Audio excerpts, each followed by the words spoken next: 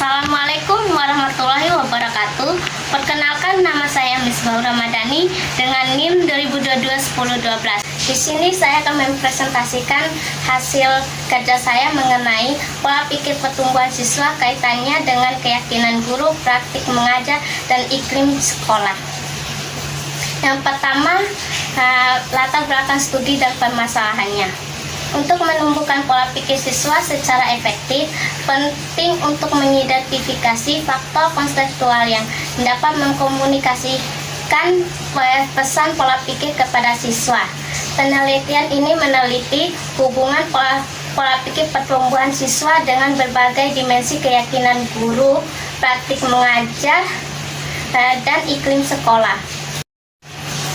Kemudian yang kedua yaitu novelty, yaitu temuan menunjukkan bahwa praktik ekonomi mendukung dapat mewakili konteks penting bagi perkembangan pola pikir siswa. Siswa sekolah dasar melaporkan pola pikir pertumbuhan yang lebih kuat ketika guru lebih sering terlibat dalam inquiry terbimbing, strategi instruksional di mana siswa memperdebatkan ide dan mengartikulasikan pemikiran mereka, sementara guru memandu diskusi dan menanggapi pertanyaan siswa. Temuan ini sejalan dengan penelitian sebelumnya yang menemukan hubungan positif antara persepsi dukungan otonomi guru dan pola pikir pertumbuhan siswa di sekolah menengah dan universitas. Kemudian yang ketiga, bukti-bukti data yang mendukung klaim.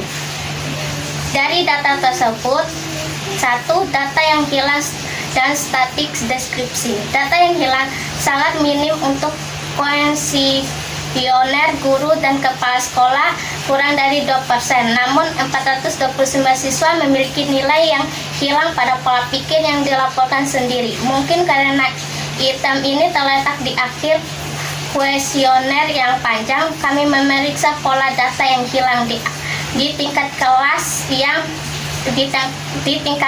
dan menemukan bahwa bahkan di kelas dengan tingkat kehilangan yang sedang hingga tinggi yaitu 50%. Yang kedua, analisis bertingkat. Model 0 menunjukkan bahwa keanggotaan kelas dan sekolah menyumbang masing-masing 4,7% dan 5% dari varians dalam pola pikir pertumbuhan siswa. Analisis faktor konfirmatori mendukung struktur faktor variabel laten yang ditunjukkan oleh beberapa item, sebagaimana dibuktikan oleh indeks kecocokan model yang baik. CFI sama dengan 0,99, RMC sama dengan 0,03, SRMR sama dengan 0,04, dan beban yang kuat pada faktor target. Kemudian yang keempat yaitu metode penelitian yang digunakan, yaitu ada 3. Yang pertama, sampel. Dalam penelitian ini kami menggunakan sampel Finlandia dari kota Helsinki dan berfokus pada anak-anak berusia 10 tahun karena siswa sekolah dasar diajarkan semua mata pelajaran oleh satu guru, sehingga langsung menghubungkan pola pikir siswa dengan keyakinan dan keyakinan guru. Yang kedua, pengukuran. Studi ini memanfaatkan laporan dari berbagai sumber. Siswa melaporkan pola pikir kecerdasan mereka, guru melaporkan keyakinan dan praktik pengajar mereka, dan kepala sekolah melaporkan iklim sekolah. Dalam pengukuran ini ada beberapa bagian. Yang pertama pola pikir siswa, yang kedua pola pikir guru, 3 kemajuan guru, yang keempat inquiry terbimbing, yang kelima kerja kelompok, yang keenam diferensiasi kemampuan, yang ketujuh standar evaluasi, yang kedelapan pengembangan holistik, yang kesembilan pengelompokan kemampuan di sekolah, dan yang terakhir kovariat. Yang ketiga, analisis. Analisis jalur bertingkat digunakan untuk mengidentifikasi faktor guru dan sekolah yang terkait dengan mindset perkembangan siswa.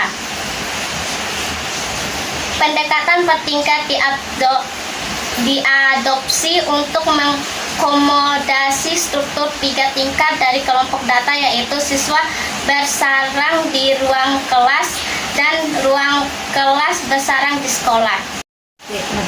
Kemudian yang kelima atau yang terakhir, kelebihan dan kekurangan yang ada di jurnal. Yang pertama, kelebihannya. Mengingat manfaat memegang mindset berkembang untuk pembelajaran dan motivasi siswa memahami cara menanamkan budaya mindset berkembang di ruang kelas dan sekolah adalah prioritas tinggi. Pendekatan berbasis bukti bergantung pada pemahaman yang akurat tentang faktor kontekstual mana yang mengkomunikasikan pertumbuhan dan keyakinan pola pikir tetap kepada siswa. Studi saat ini mempertimbangkan faktor-faktor di berbagai tingkat lingkungan sekolah dan mencakup berbagai dimensi keyakinan guru, praktik pengajaran, dan iklim sekolah. Temuan menunjukkan bahwa siswa sekolah dasar memiliki pola pikir yang lebih berkembang ketika guru menggunakan inquiry terbimbing dan ketika sekolah menekankan pengembangan sosial emosional siswa. Sebaliknya, siswa melaporkan lebih banyak pola pikir tetap ketika guru memberikan tugas yang berbeda kepada siswa dan kemampuan yang berbeda. Kemudian yang kedua, kekurangannya, yaitu fakta-fakta yang lain adalah terbatasnya pendampingan orang tua di rumah dalam membimbing dan membangun karakter anak-anaknya. Mereka seperti melakukan pembiaraan terhadap berbagai perilaku menyimpang yang terjadi.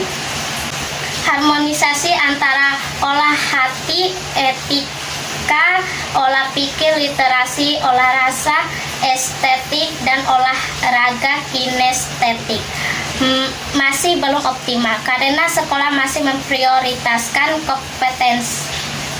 kompetisi pengetahuan akademis tanpa diperkuat dengan pendidikan karakter, dan masih terbatasnya prasarana dan sarana fisik dan pembelajaran di sekolah yang kondisi kesenjangannya masih sangat beragam. Mungkin itu saja presentasi dari saya. Apabila ada kekurangannya mohon maaf. Wassalamualaikum warahmatullahi wabarakatuh.